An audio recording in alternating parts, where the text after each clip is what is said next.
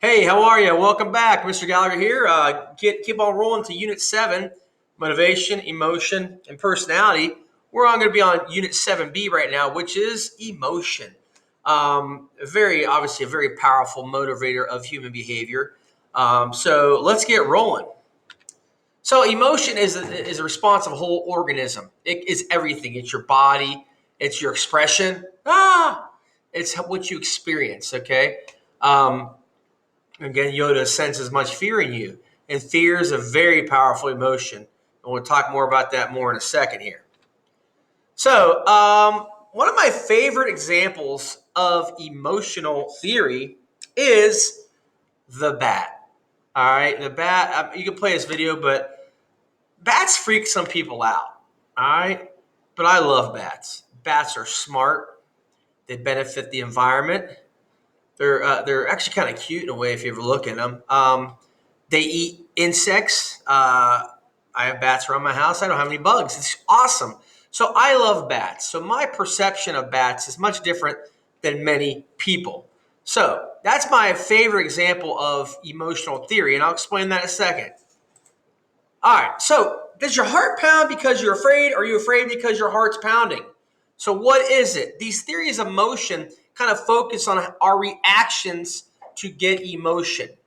And the first notable theory is the James Longa theory of emotion. James and Longa said this: your experience of emotion is awareness of your body response to emotion arousing stimuli. So you see a stimuli, your body responses, physiological, your heart beats, your nervous system fires, and then you have your emotion. Make sense? So it's stimulus, body, emotion. Stimulus, body, emotion. James Long theory of emotion. So I see some people see a bat, their heart beats, their blood pressure raises, and they're like, it's a bat. Not me. I don't react that way.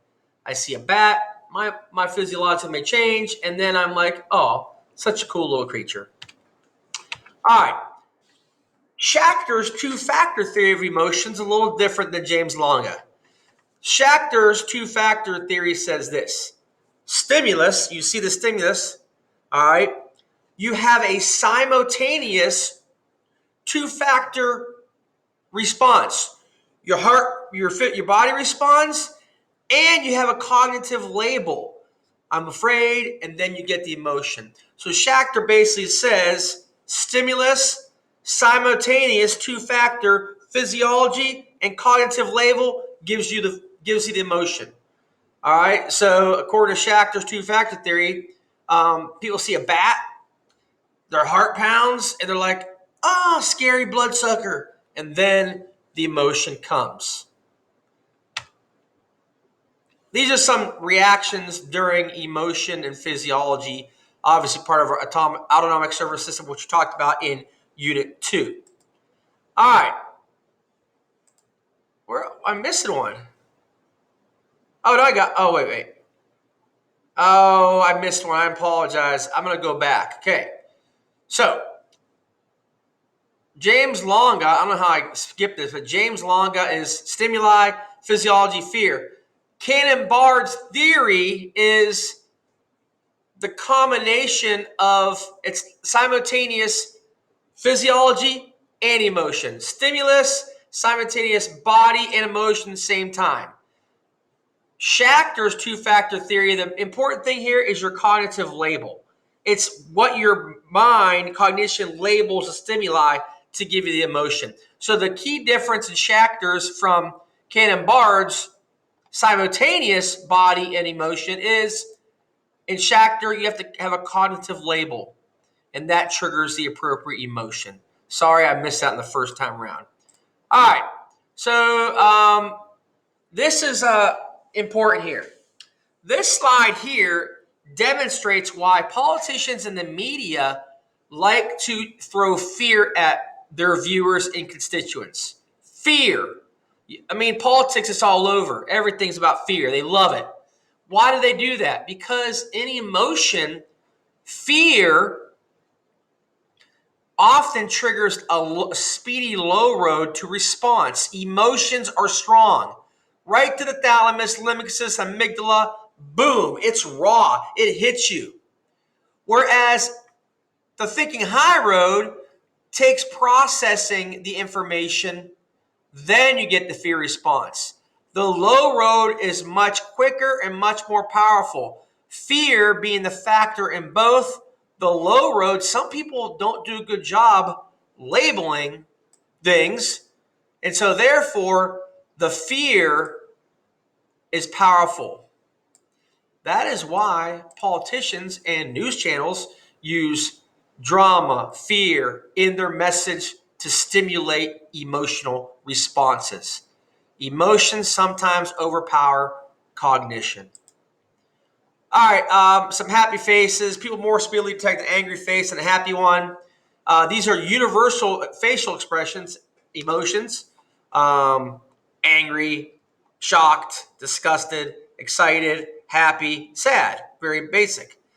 All right. Infants naturally have occurring emotions. So again, look at those ones here. And then here you got some facial expressions that doesn't matter how old you have these naturally occurring emotions. All right, we love excitement. I love roller coasters. I love it. I love the rush. I love the scared of it. Makes me feel good. Now, catharsis, emotional release. Catharsis hypothesis releasing aggressive energy through action or fantasy relieves aggressive urges. It's like when you hit a punching bag. You punch that bag and you beat it, and you release aggressive energy. It's an emotional release. The feel good, do good phenomenon, people's tendency to be helpful when they're already in a good mood, makes sense. Subjective well-being, a self-perceived happiness or satisfaction with life, used along with measures of objective well-being. This is how, when it comes to living standards, how the world is feeling overall where they live. All right. Adaptation level phenomenon, a tendency to form judgments relative to a neutral level defined by our experience. All right. Your demographics, your culture, where you're at contribute to this. Relative deprivation, the perception that one is worse off relative to those with who you compare yourself. This often is because of jealousy, keeping up with the Joneses, fads. Companies and advertisements pick up on this and they sell it to increase sales. All right, stress and health. Here's a good little quick unit. Check that out when you get time. It has some information on stress and health, including general adaptation syndrome. Okay. All right. 7B Emotion. I'm happy it's over. Enjoy.